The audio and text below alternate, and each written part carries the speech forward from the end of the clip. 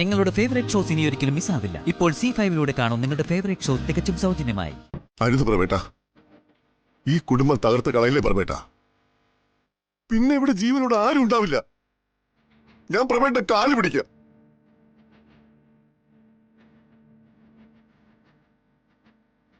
എഴുന്നേറ്റ് മാറി നിൽക്കടാ. നിനക്ക് നഷ്ടങ്ങളൊന്നും വരാനില്ലല്ലോ. പിന്നെ നീ എന്തിനാണ് എന്റെ കാല് പിടിക്കുന്നത്? പ്രവേട്ട, എണീക്കടാ. ഈ കുടുംബത്തിലെ മൂത്ത മകന്റെ സ്ഥാനം പ്രവേട്ടൻ. ഞാനാണെങ്കിൽ പ്രവേട്ടന്റെ അനിയനും. ഇവരൊക്കെ നമ്മളെ കുട്ടികളല്ലേ പ്രവേട്ട.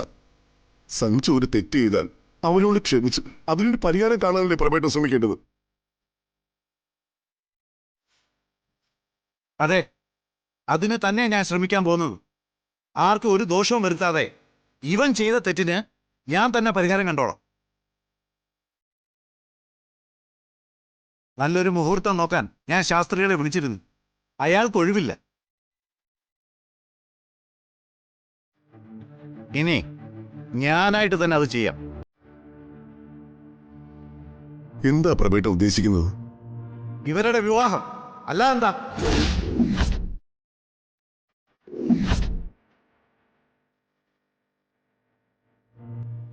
ഈ കുടുംബത്തിൽ ആരും അറിയാതല്ലേ ഇവൻ ഇവളുടെ കഴുത്തിൽ താലി കെട്ടിയത്. ഇനി അത് എല്ലാവരുടെ സാന്നിധ്യത്തിൽ വെച്ച് തന്നെ നടക്കണം. ഞാൻ കണ്ട പരിഹാരം അതാണ്.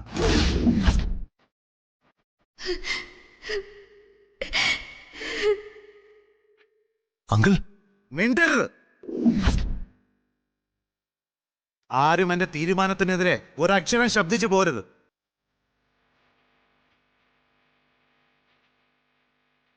പ്രഭാചന്ദ്രൻ തീരുമാനിക്കും, അത് നടത്തുകയും ചെയ്യും.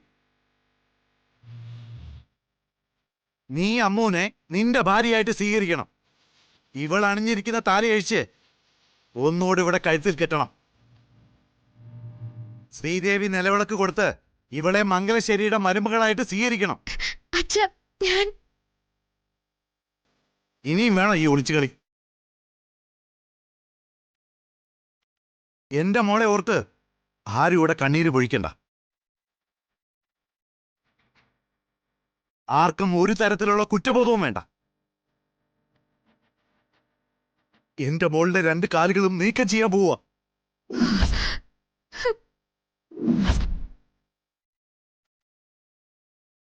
ഇനി അവൾക്ക് എന്ത് ജീവിതം ഉള്ളത്?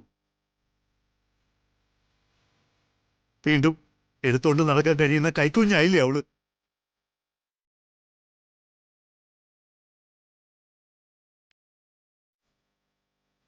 ആദ്യം താലി കെട്ടിയ പെണ്ണ്, അത് കഴിഞ്ഞേ ഉള്ളൂ മുറപ്പെണ്ണും ബന്ധുക്കളും ഒക്കെ. നീ എന്തിന് കരയണം? ഈ താലി നിന്റെ കഴുത്തിൽ വെറുതെ വന്ന് കേറിയല്ലോ. ആണൊരുത്തം കെട്ടിത്തന്നെയല്ലേ.